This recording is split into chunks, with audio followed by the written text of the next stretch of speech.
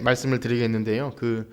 전재영 집사님이 광고하신 연주회 음악회는 아쉽지만 표가 매진됐다고 합니다. 그래서 아쉽지만 다음 기회에 맞죠? 네, 다음 기회에 초대를 해주신다고 하니까 거기서 이제 벌써 표가 매진됐다고 합니다. 그래서 오늘 오후에 가려고 혹시 하셨던 분 있다면 좀 양해의 말씀을 구하고 그래서 다음 기회에 초청을 해주신다고 합니다. 그리고 또 하나는요.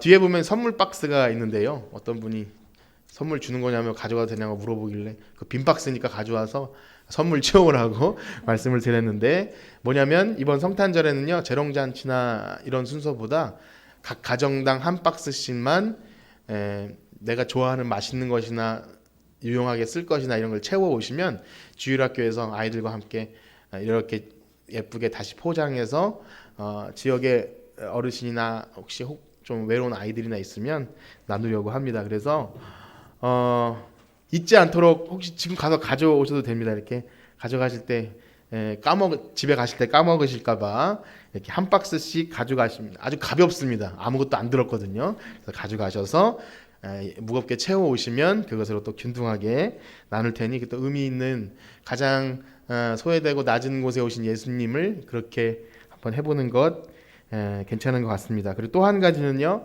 오늘 오후 예배 후에 구역 편성을 위해서 좀 원활하고 이렇게 좀 의미 있는 구역 운영을 위해서 구역장님들이 모여서 이렇게 다시 구역을 조절해서 편성할 것이오니 구역장님들께서는 필히 바쁘시더라도 모여서 이렇게 함께 해주셨으면 좋겠습니다. 네, 이 세 가지 말씀드리고요. 우리 옆에 계신 분과 한번 이렇게 인사하시고 말씀 듣겠는데요. 이렇게 합니다. 우리는 하나님이 찾으시는 예배자입니다. 네, 우리는 하나님이 찾으시는 예배자입니다. 감사합니다. 자, 우린 지난주에 사람들의 관심이 세례 요한이 주는 세례에서 예수님이 제자들이 주는 세례로 관심이 기울자 쓸데없는 경쟁 구도가 생겼고 또 세례 요한을 미워하던 사람들이 이제 예수님을 미워하는 그런 바리새인들의 주목하는 일 때문에 예수님은 쓸데없는 관심을 피해서 예루살렘에서 다시 갈릴리로 가셔야 했습니다. 그런데 말씀드린 대로 갈릴리로 가시는데 사마리아를 통과하여야 하겠는지라 그렇게 말씀드린 것처럼 의도적으로 사마리아라는 지역을 통과하라고 하셨어요. 왜냐하면 누군가를 만나시기 위함이셨죠. 그 이유는 바로 세상에서 어찌 보면 가장 천대받고 참 알아주지 않는 가장 좀 천하다 취급할 수 있는 그런 여인은 수가성 여인을 만나시기 위함이었습니다. 거기서 예수님이 첫 대화가 물 좀 주라 여자여 내게 물 좀 주라라고 했지만 사실 예수님이 육신이셨지만 육신의 목마름을 채우기 위한 것이 목적이 아니라 바로 그 여인이 무엇 때문에 목말라 하는지를 알게 하시기 위해서 나에게 물 좀 달라 그렇게 이야기하신 것입니다. 이 수가성 여인의 가지고 있던 근원적인 목마름, 갈증, 남편으로 채워지지 않는 욕망들 그런 것들이 거기가 진정한 채워짐이 아니라 바로 진정한 남편이시고 진정한 우물 되시는 나를 만나야 예수님이 내가 곧 그러라 했던 예수님을 만나야 그 목마름이 채워지고 세상 남편으로 채워지지 않았던 진정한 남편이 되어주겠다. 그렇게 말씀해 주십니다. 그래서 우리가 말씀 한 구절 읽겠는데요. 예레미야 3장 14절에 보면 나는 너희의 남편임이라 이런 구절이 있어요. 한번 읽어보겠습니다. 시작. 여호와의 말씀이니라 배역한 자식들아 돌아오라 나는 너희 남편임이라 내가 너희를 성읍에서 하나와 족속 중에서 둘을 택하여 너희를 시온으로 데려오겠고 구약성경에서 되게 많이 여러 번 강조해서 남편 음탕하고 배역하고 또 불륜이죠. 불륜으로 떠나갔던 아내마저도 기다리는 남편의 모습으로 나옵니다. 또 한 가지는요. 이사야 12장 2절과 3절인데요. 한번 읽어보겠습니다. 시작. 보라 하나님은 나의 구원이시라. 내가 신뢰하고 두려움이 없으리니 주 여호와는 나의 힘이시며 나의 노예시며 나의 구원이시라. 그러므로 너희가 기쁨으로 구원의 우물들에서 물을 기르리다. 아멘. 여러분 예수님만이 우리의 목마름을 채울 수 있는 우물이며 진정한 남편 되심을 믿으시길 축복합니다. 이것이 아주 중요한 내용이었어요. 그 여인은 몰랐던 그 목마름과 채울 수 없는 남편의 그 갈증이 바로 예수님이 그 여인을 만나서 내가 진정한 생수고 내가 진정한 남편이 되어주겠다. 자, 그러나 여인이 그런 진심을 알아들었을까요?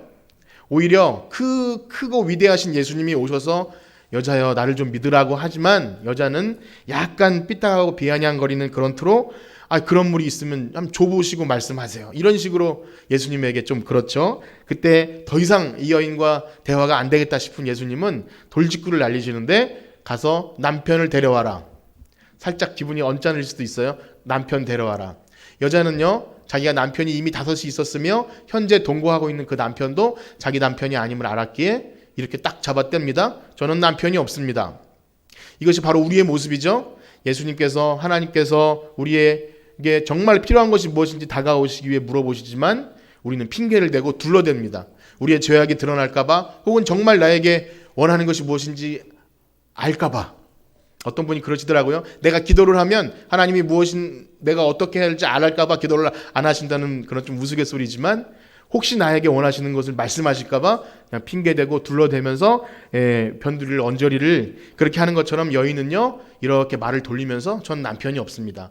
그러나 예수님은 다 알고 계셨죠. 넌 남편이 5이 있었고 지금도 남편이 아니다. 이때 그 여인은요, 뭐랄까요, 그것을 다 알았을 거예요. 자기를 드러내고 자기의 모든 비밀을 알은 그가 보통 존재가 아님을 알았을 것입니다. 그래서 저는 그 여인을 보면서 정말 우리의 모습을 발견해야 된다고 그렇게 말씀드렸어요. 정말 하나님께서 사랑의 음성으로 오늘도 우리의 마음을 두드리시고 찾아오셔서 말씀하심에도 불구하고 내 필요만 생각하죠. 하나님, 지금 당장은 내가 이것이 필요하니까 하나님 음성 알겠습니다.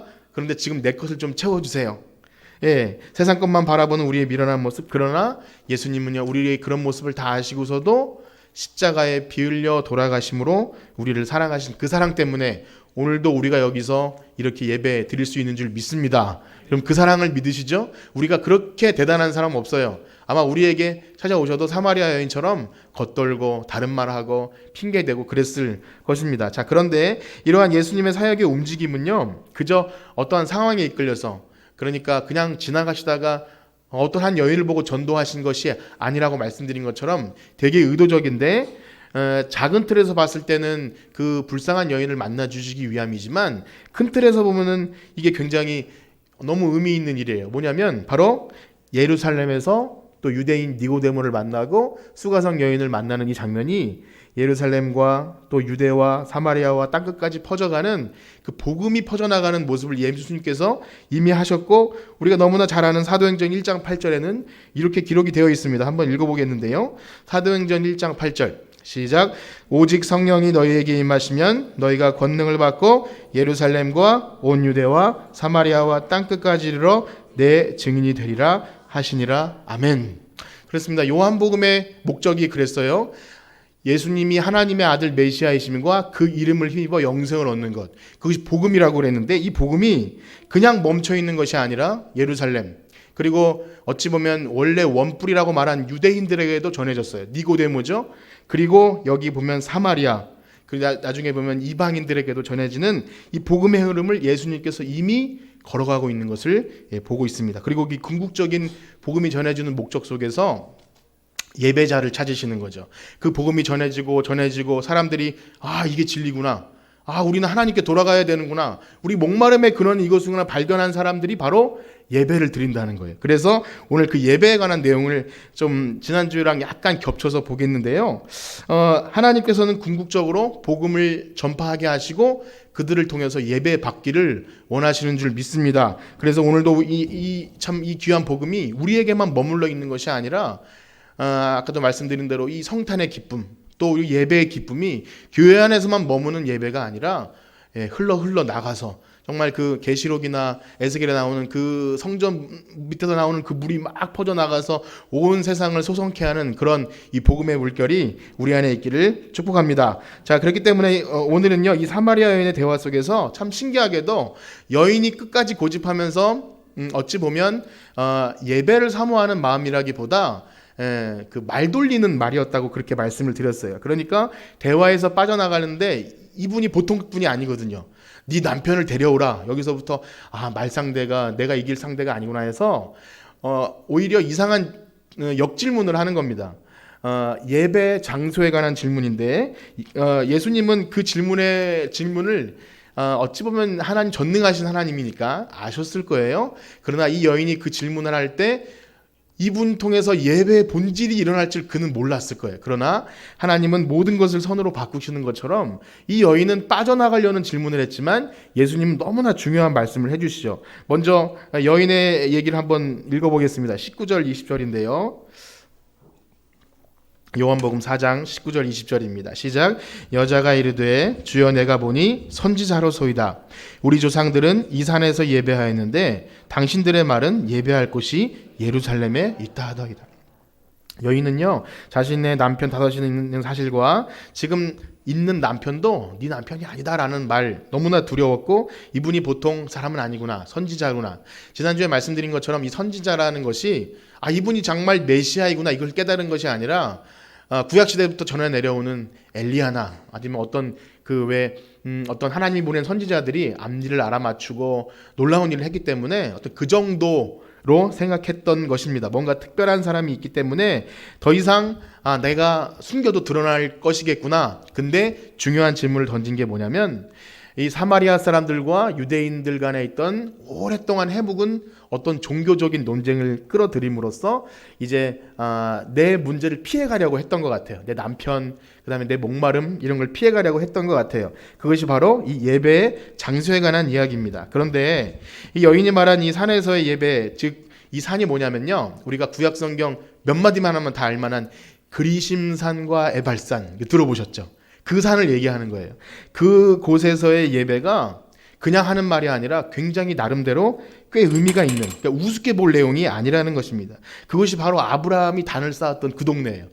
베델, 그 다음에 또 있다 보면 에브라임 산지, 사마리아, 세겜, 베델 이런 동네가 아브라함이 하나님께 부름받고 가서 단을 쌓았던 그 동네라는 거예요. 그리고 그 아들들 이삭과 야곱, 이 배경이 야곱의 우물이 있는 동네이지 않습니까? 그렇기 때문에 이곳은 역사적으로 아주 굉장히 뼈대 있고 전통이 있는 예배 장소였습니다. 그래서 여자가 하는 말이 또 사마리아 사람들이 주장하는 바가 그냥 근거 없는 얘기가 아니죠. 그리고 나중에 출애굽하고 나서도 가나안 땅에 이렇게 들어가서 여호수아가 고별 설교를 한 곳이 이 세겜, 이 수가성 동네가 세겜이거든요. 세겜에서 고별 설교를 하죠. 그다음에 출애굽할 때 나온 그 요셉의 뼈도 세겜에다가 이렇게 장사를 지냅니다. 얼마나 역사와 전통이 있는 곳입니까? 그러니까 이 여인이 지금 하는 말이 주장이 굉장히 강한 주장이에요. 또한 이스라엘 백성들은요, 이 예배 장소가 굉장히 중요했어요. 왜냐하면 하나님이 그런 말씀을 하세요. 아무 곳에서나 예배 드리지 말고 내가 정한 그곳에서 예배 드리라고 했거든요. 우리 신명기 12장 13절 14절 말씀 한번 같이 읽어보겠습니다. 신명기 12장 시작. 너는 삼가서 내게 보이는 아무 곳에서나 번제를 드리지 말고 오직 너희의 한 지파 중에 여호와께서 택하실 그곳에서 번제를 드리고 또 내가 내게 명하는 모든 것을 거기서 행할지니라. 아멘. 그렇기 때문에 중앙 성소 사상이라고 그러더라고요. 아무튼 한 곳이어야 합니다. 그런데 가나안 땅이, 이 신명기 말씀은 가나안 땅에 들어가면 거기서 예배할 곳을 정해 주신다고 했는데 아직 안 정해 주셨는지 여호와께서 택하실 그곳에 아직 안 정해져서 실로라는 곳에서 성막이 머물렀고 거기서 제사를 지냈던 것 같습니다. 실로가 바로 또 에브라임 산지 사마리아 이 동네예요. 그래서 사무엘상까지 연결되면서 여전히 실로에서 이렇게 제사를 지냈습니다. 그런데요, 여러분 아시다시피 사무엘상 시작부터 이게 엉망진창이 되어버려요. 아주 초유의 사태가 일어나는데 그 전쟁 때 법궤를 들고 나가지 않습니까? 성막에 있는 법궤를 들고 나가요. 이 성막에 있어야 될 법궤를 들고 나갔다가 빼앗깁니다. 초유의 사태가 일어난 거예요. 성막과 법궤가 분리되는 초유의 사태가 일어나면서 유명무실해지는 거예요. 그 거룩한 성막, 여기서만 예배드릴 수 있는 법궤, 하나님이 임하시는 그 거룩한 거기 그 그룹 사이에 하나님이 임하시는 엄청난 것인데 그걸 빼앗겼어요. 의미가 있습니까? 없습니까? 엄청난 일이 벌어진 겁니다. 거기다가 이 사울이라는 사람 나중엔요, 사울 왕이 다윗을 잡는다고 높당에 갔다가 성막 제사장 85명을 그 자리에서 죽여버려요. 이 성막 자체가 이제 운영이 안 되는 상태에 이르러서 기브온의 산당으로 전락됩니다. 자, 그러다가 다윗이 어떻게 하다가 이제 하나님이 거하실 처소를 짓는다고 약속하고 다윗이 약속했지만 하나님 너는 안 된다. 그래서 솔로몬에게 성전을 짓게 허락하셔서 이제 뭔가 좀 될까 싶었는데 그때도 굉장히 우여곡절이 많았죠. 막 그 법궤가 할 때 우사가 죽기도 하고 그러다 또 오베데돔의 집이 복을 받기도 하고 이 뜨거운 감자 같은 이 법궤였습니다. 그렇게 잘 되는가 싶다가 다시 이스라엘 왕국이 이 남유다와 북이스라엘로 갈리면서 이게 문제가 생긴 거예요. 왜냐하면 유다 사람들은 예루살렘이 다윗 그 솔로몬 성전이 있으니까 예배 드리잖아요. 그 북 사람들도 예배 드려야 되는데 남쪽으로 가고 싶어도 여로보암 왕이 못 가게 하고 그러니까 이게 막 문제가 생깁니다. 그렇기 때문에 지금 사마리아 여인이 말하는 이 어디서 예배드려야 할지는 이 역사적으로 너무나 오랫동안 꼭 독도는 누구 땅이냐보다 더 아주 심각한 그런 전쟁 같은 이야기입니다. 그래서 그 배경을 좀 알게 하기 위해서 그 사마리아에서 예배가 어떤 예배인지가 좀 나와 있는 부분을 읽고 싶은데요. 열왕기상 12장 27절에서 33절까지 좀 길지만 한번 읽어보도록 하겠습니다. 여로보암 왕이 어떤 정책을 폈는데요. 열왕기상 12장 27절에서 33절. 자, 시작. 만일 이 백성이 예루살렘에 있는 여호와의 성전에 제사를 드리고자 하여 올라가면 이 백성의 마음이 유다에 된 그들의 주 르호보암에게로 돌아가서 나를 죽이고 유다의 왕 르호보암에게 돌아가리라 하고 이에 계획하고 두 금송아지를 만들고 무리에게 말하기를 너희가 다시는 예루살렘에 올라갈 것이 없도다. 이스라엘아, 이는 너희를 애굽 땅에서 인도하여 올린 너희의 신들이라 하고 하나는 베델에 하나는 단에 둔지라. 이 일이 죄가 되었으니 이는 백성들이 단까지 가서 그 하나에게 경배함이더라. 그가 또 산당들을 짓고 레위 자손 아닌 보통 백성으로 제사장을 삼고 여덟째 달 곧 그 달 15째 날로 절기를 정하여 유다의 절기와 비슷하게 하고 제단에 올라가되 베델에서 그와 같이 행하여 그가 만든 송아지에게 제사를 드렸으며 그가 지은 산당의 제사장을 베델에서 세웠더라. 그가 자기 마음대로 정한 달 곧 여덟째 달 15째 날로 이스라엘 자손을 위하여 절기를 정하고 베델에 쌓은 제단에 올라가서 분향하였더라. 아멘. 여기까지만 읽어도 지금 무슨 상황인지 이해가 되셨을 거예요. 한마디로 우상 숭배입니다. 그들이 드렸던 사마리아의 제사라고 하는 것은 정치적 목적을 가지고 권력 유지, 그들의 마음이 남쪽 유다 르호보암에게 가지 않기 위해서 여로보암이 정책적으로 이곳에서 너희들 딴 데 가지 말고 여기서 해. 그런데 금송아지를 만들어요. 금송아지 언제 나왔죠? 출애굽한 그 광야에서 이 송아지가 너희를 인도해낸 하나님이 했던 그 송아지를 가진 송아지를 2개씩이나 딱 만들고 거기서 하는데 33절에 보면 자기 마음대로 정한 날 그렇게 했다는 거예요. 그들이 나름대로 예배를 드렸다는 거죠. 제사. 거기서 멋지게 했을 거예요. 그러니까 그들은 했던 것은 정말 하나님이 정하신 곳이 이곳이니 간절하게 여기서 예배 드리고 싶습니다가 아니라 정치적인 목적이고 권력 유지를 목적으로 했다는 것입니다. 그러니까 지금 예수님께 지금 사마리아 여인이 질문하는 것은요. 예수님이 그럼 뭐하라고 답해 주셔야 할까요? 아니야. 거기는 너 알지? 우상숭배 예배 장소였어. 그러니까 예수님은 뭐라고 해야 맞을까요?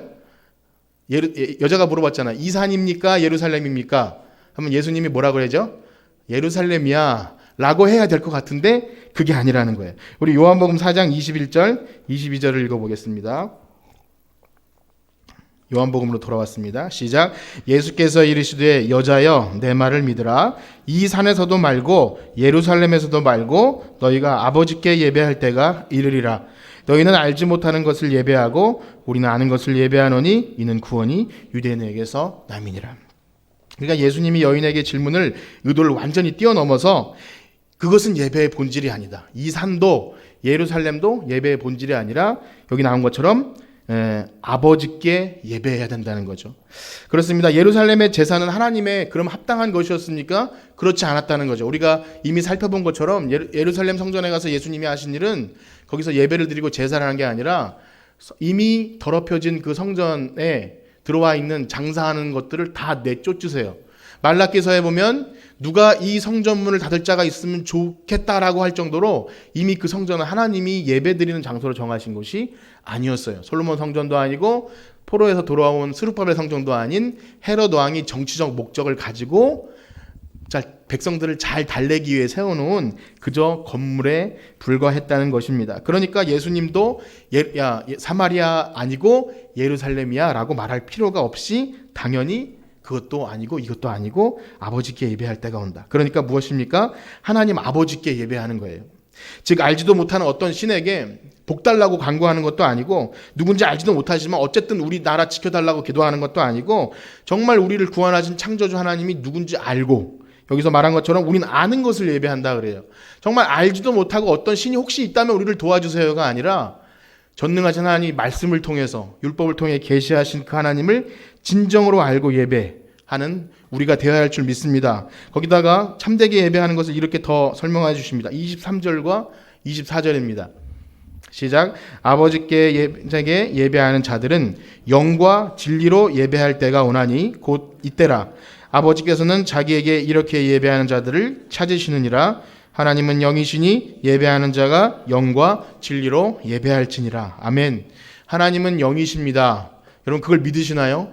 그 말은 하나님은 보이지 않는 어떤 귀신 같은 존재라는 것이 아니라 사람이 중심을 보신 하나님께서 우리 사람의 마음대로 예를 들어 이기적인 욕망과 욕심과 자기의 어떤 것들을 이용당하시는 잡신이 아니라는 거예요. 그러니까 세상에 뭐 무속신앙이나 이런 건 어떤가 막 노를 달래기도 하고 그 다음에 막 이렇게 하면은 뭐 접신이 되고 해서 막 사람이 움직일 수 있는.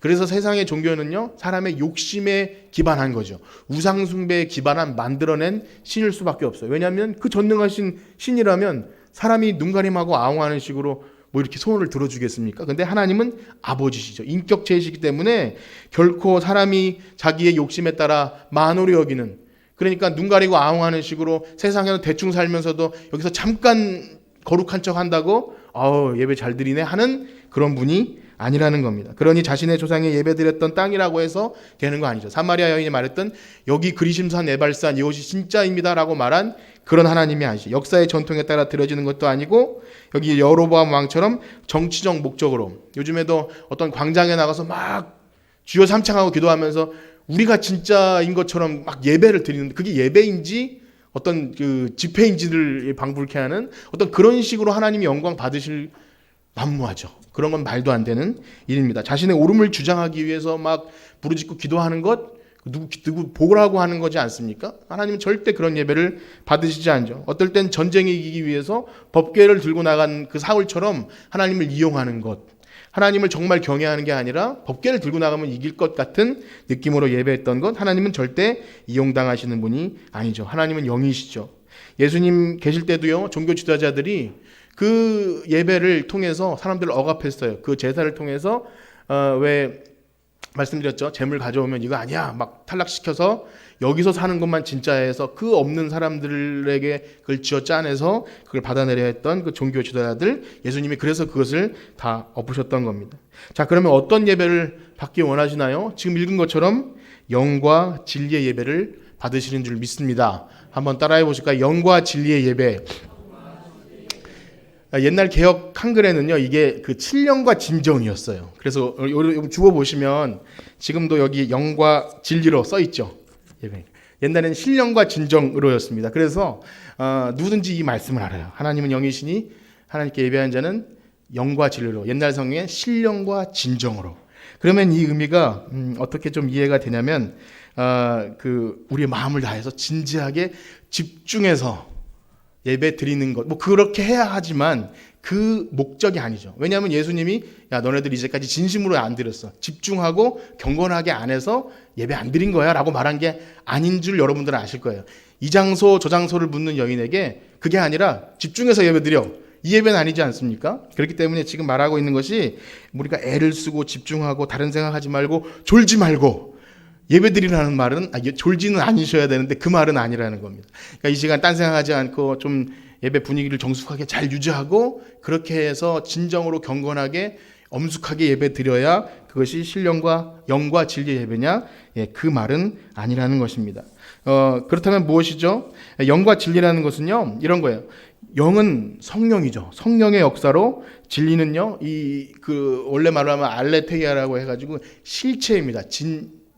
하나님의 말씀.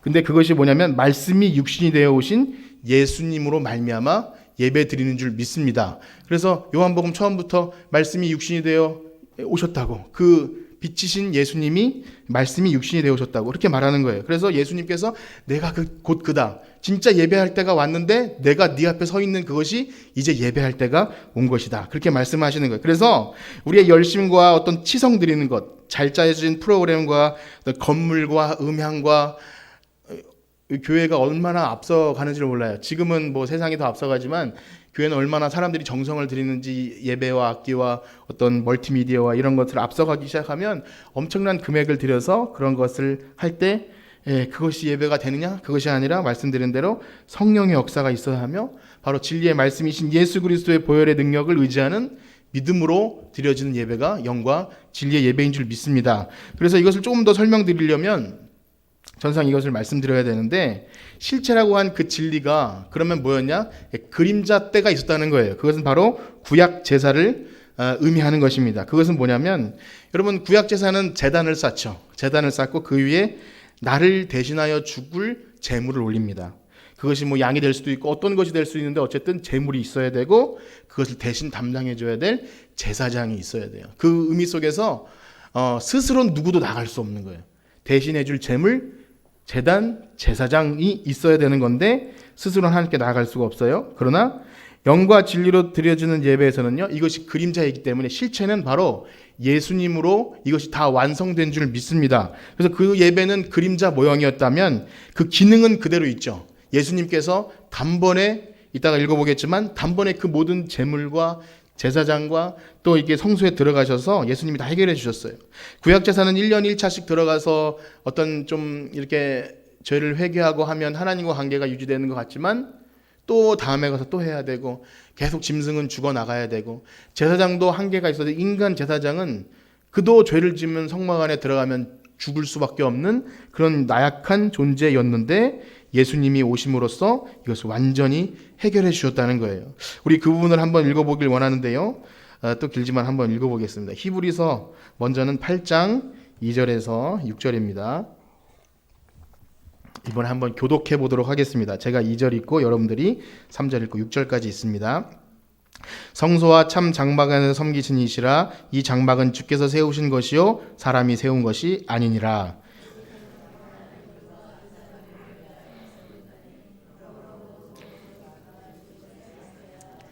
예수께서 만일 땅에 계셨더라면 제사장이 되지 아니하셨을 것이니 이는 율법을 따라 예물을 드리는 제사장이 있음이라.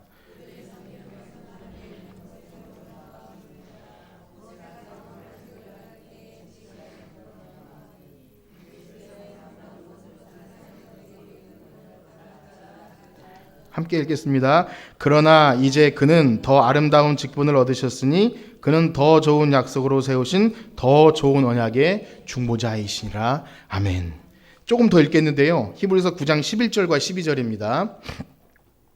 시작. 그리스도께서는 장래 좋은 일의 대제사장으로 오사 손으로 짓지 아니한 것 곧 이 창조에 속하지 아니한 더 크고 온전한 장막으로 말미암아 염소와 송아지의 피로 하지 아니하고 오직 자기의 피로 영원한 속죄를 이루사 단번에 성소에 들어가셨느니라. 아멘.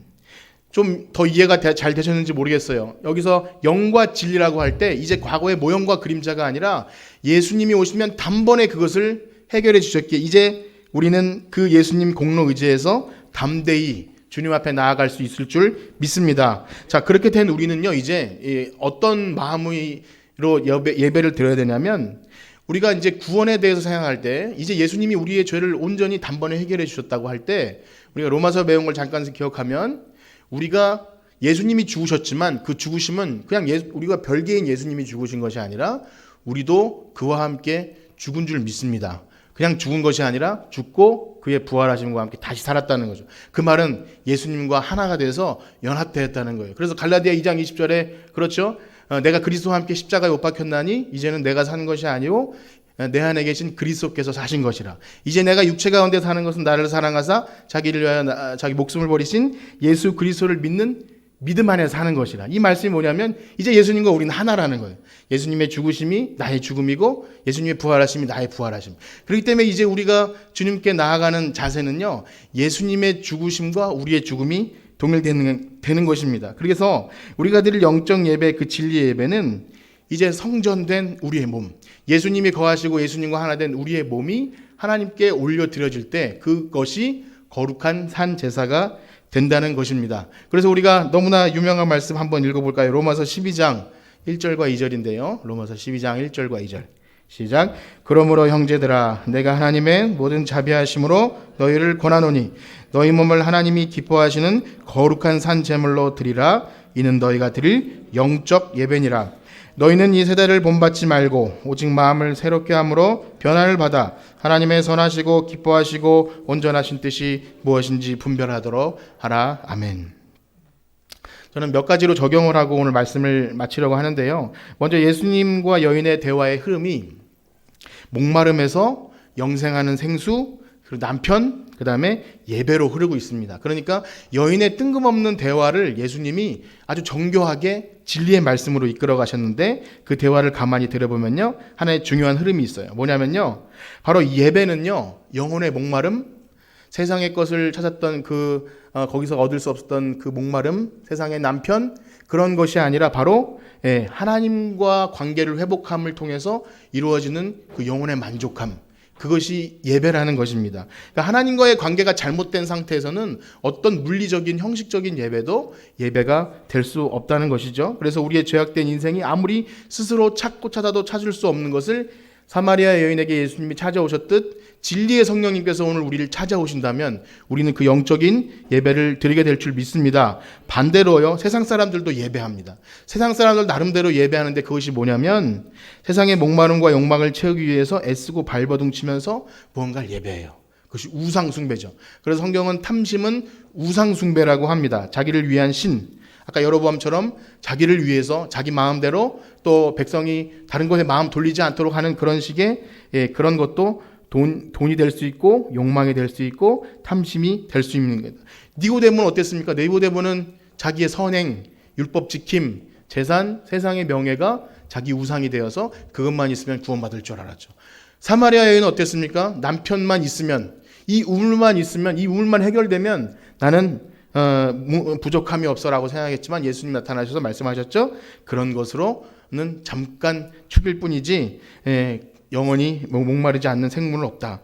갈망을 채우는 것, 그것이 우상숭배라는 것입니다. 자, 그러나 우리는 하나님이 찾으시는 참다운 그런 영과 진리의 예배자인 줄 믿습니다. 그러므로 여기 한 시간 우리가 모여서 예배 드리는 것이 그저 왔다가 돌아가면 내가 예배를 드렸다라고 할 수 없는 겁니다. 물론 예배는 드린 것이지만 만약에 이런 표현 좀 그렇지만 오늘도 예배 잘 때웠네 라는 그런 생각이었다면 그것은 하나님이 받으시는 예배가 될 수 없다는 것이죠. 아까 말씀드린 대로 여기에 모이는 것은요, 이미 구원받은 성도가 우리의 삶이 하나님이 받으시는 거룩한 산제물로 드려지는 예배자들이 모인 자리입니다. 그럼 옆에 계신 분과 인사할까요? 우리는 예배자들입니다. 이미 예배의 삶을 사신 분이 모인 이 모임 자리가 예배의 자리가 되는 거예요. 그래서 그렇게 예배 개념을 바꾸게 되면요, 여기 어떤 형식적인 것, 장소, 분위기, 우리의 감정을 움직이는 어떤 너무나 좋은 훌륭한 찬양과 이런 것들이 중요하지 않아요. 때로는 내 감정이 별로 좋지 않아도 우리의 감정과 우리의 것에 의존하게 되면 때로는 예배가 재미없을 수도 있고요, 은혜가 안 될 수도 있어요. 그런데 그런 것이 문제가 되지 않는 거예요. 오직 하나님만 영광 받으셔야 하고 내 감정에 의존하지 않기 때문에 우리는요, 이미 은혜가 충만하기 때문에 오늘 은혜가 충만했습니다. 그것도 좋은 말이지만 이미 은혜 받고 구원받은 성도들이 모인 이곳이 예배의 자리인 줄 믿습니다. 초대교회 예배와 모임은요, 그렇게 세상에서 너무나 핍박 가운데서도 예배자의 삶을 산 사람들이 모여서 위로하고 격려하고 서로를 돌아보고 삶을 나누고 기도해주고, 이게 그냥 교회인 거예요. 여기서 뭘 더 구하고 더 은혜를 구하고 더 필요를 채우고 내 소원을 이루어지고 교회 나오면 뭐 잘 돼 라고 해서 나온 게 아니라 이미 예배의 삶을 산 사람들이 모여서 은혜를 나누고 거기서 격려해주고 세상에서 잘 싸우자, 그랬던 것이 예배라는 거죠. 그런 개념을 갖지 못할 때 기독교 예배가 시간과 공간에 매이게 됩니다. 그래서 어떤 시간, 장소, 거기서만 모여서 뭘 하면 난 예배 드렸다, 그렇게 되는데 그것이 아닌 거죠. 하나님은 영이신데 마치 우상숭배자들이 뭔가 차려놓고 그 집회를 했으면 예배를 드렸다는 식으로 했다는 그런 생각과 마찬가지일 것입니다. 마치 구약제사처럼 제물이 있어야 되고 제사장이 있는 걸로 착각을 하죠.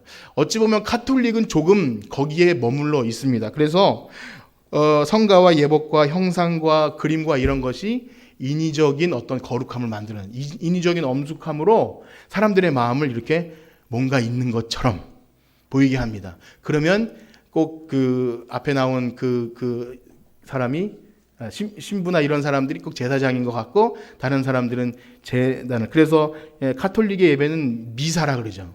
이 메스, 미사는 희생이라는 뜻인데 계속 예수님은 죽어야 돼요. 거기서 계속 희생이 일어나서 또 자기도 희생 받아야 되기 때문에 베드로 성당 같은 데서 무릎으로 막 열심히 기어오르면 기도가 응답됐다는 그런 사상까지 나올 정도로 어떤 인간의 제사 또 희생, 거기에 이 방점을 둡니다.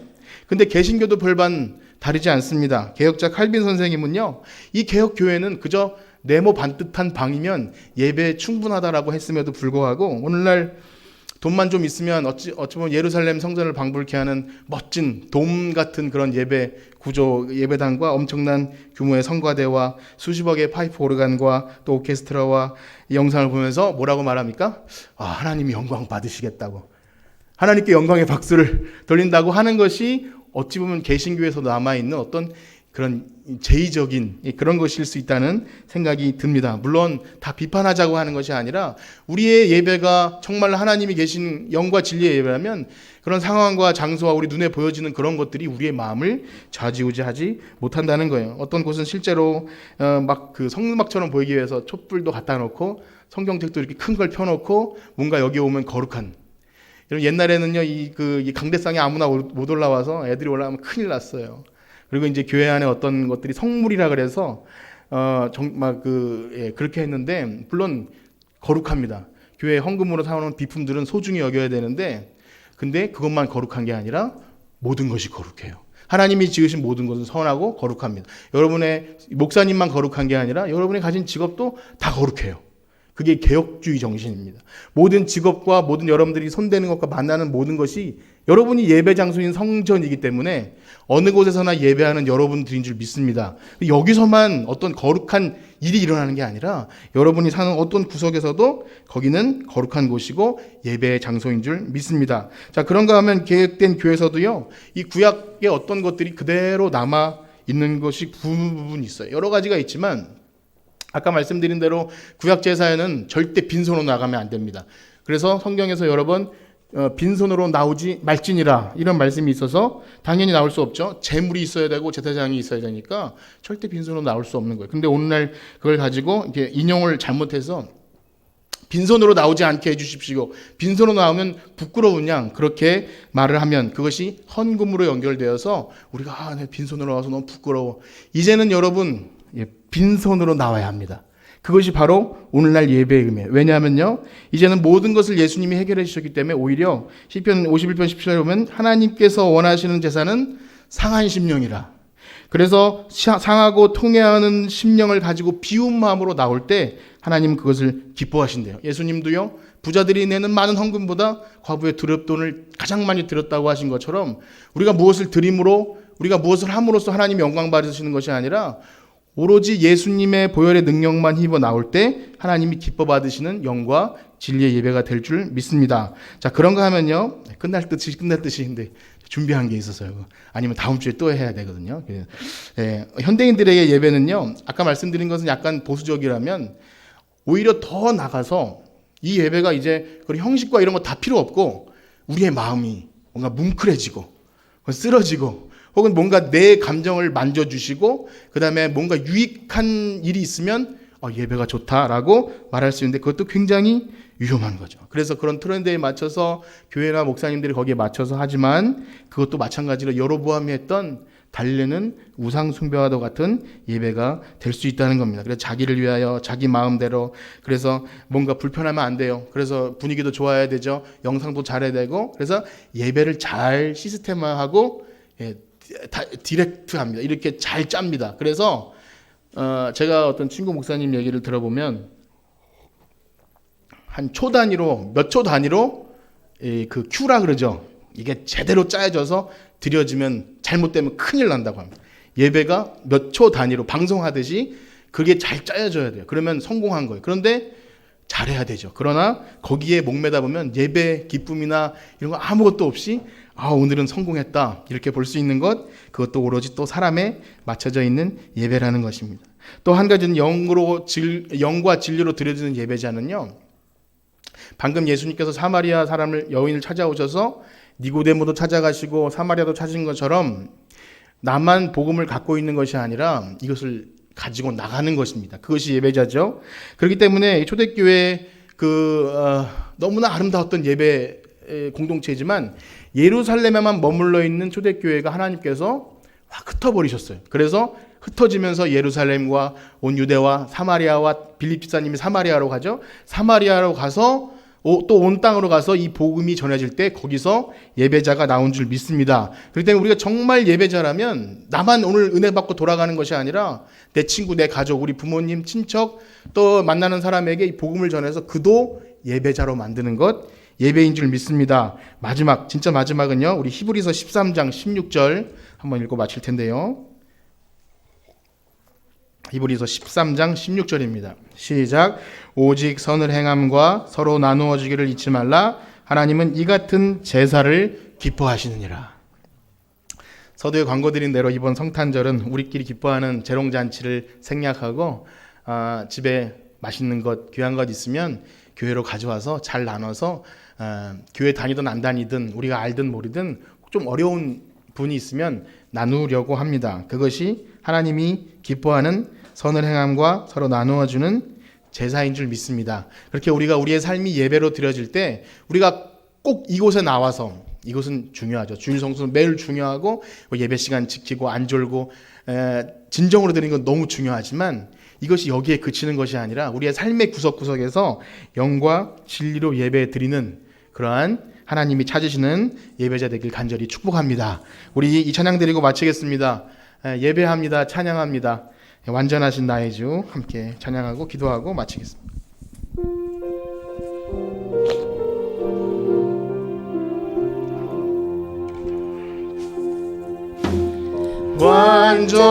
완전하신 나의 주 그의 길로 날 인도하소서. 아멘.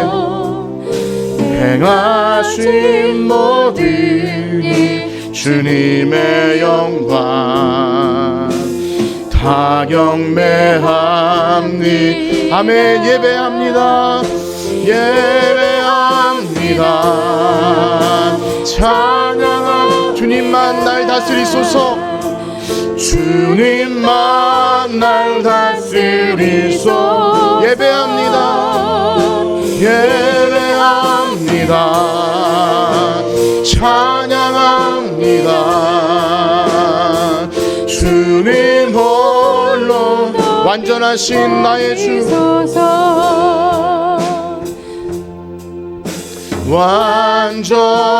완전하신 나의 의의 길로 날 인도하소서. 의의 길로 날 인도하소서. 행하신 모든 일 행하신 모든 주님의 영광 주님의 영광 다 경배합니다. 아멘. 예배합니다. 예배합니다. 찬양합니다. 주님만 날 다스리. 아멘. 예배합니다. 예배합니다. 찬양합니다. 주님 홀로 높임. 예배합니다.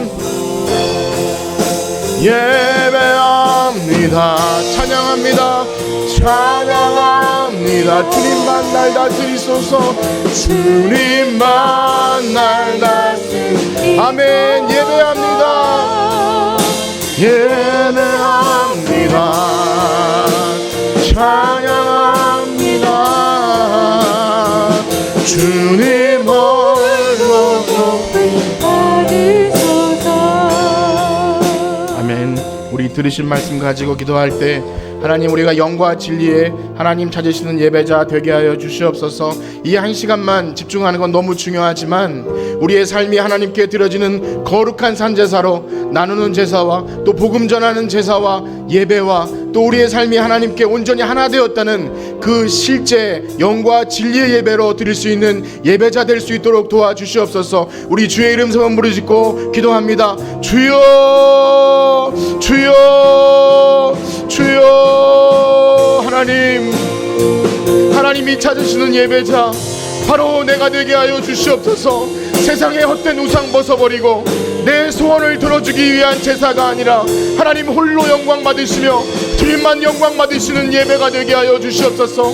비록 내가 가난해질지라도, 내가 필요하여질지라도, 내가 연약해지고 내가 가진 건 없다 할지라도 나는 오직 하나님이 영광 받으시는 것으로 기뻐하실 수 있는 예배자가 되게 하여 주시옵소서. 하나님, 살아계신 하나님은 영이시니 예배하는 자가 영과 진리로 예배할지니라. 살아계신 하나님의 말씀과 성령의 역사로 말미암아 하나님께서 기뻐하시는 예배할 수 있도록 하나님 우리와 함께하여 주시옵소서. 우리가 무엇이간데 우리를 불러주셔서 예배자로 삼아주시니 너무나 감사합니다. 하나님께 온전히 드려주는 예배가 되기 위해 나의 욕심을 채우는 것이 아니라, 복달라고 비는 것이 아니라, 하나님 내 소원을 들어달라고 애쓰는 것이 아니라 하나님 영광 받아 주시옵소서. 살아계신 하나님만 온전히 온 우주 가운데 홀로 영광 받으실 하나님이십니다. 모든 찬송과 존귀와 영광과 찬양을 받으시기 합당하신 분이십니다. 하나님 영광 받아 주시옵소서. 하나님 영광 받아 주시옵소서. 주님만 예배합니다. 우리의 마음이 정결하여져서 상한 심령 가지고 주님께 우리의 마음을 올려드릴 때 하나님 영광 받아 주시옵시고 그 예배 가운데 위로와 용기와 사랑과 위로가 있게 하여 주시옵소서. 하나님, 우리의 마음이 주님 앞에 온전히 들어질 때 하나님의 참된 교회와 참된 예배와 말씀이 선포될 수 있는 우리 모든 성도들 될 수 있도록 하나님 함께하여 주시옵소서. 하나님 함께하여 주시고 인도하여 주시옵소서. 아멘. 감사합니다.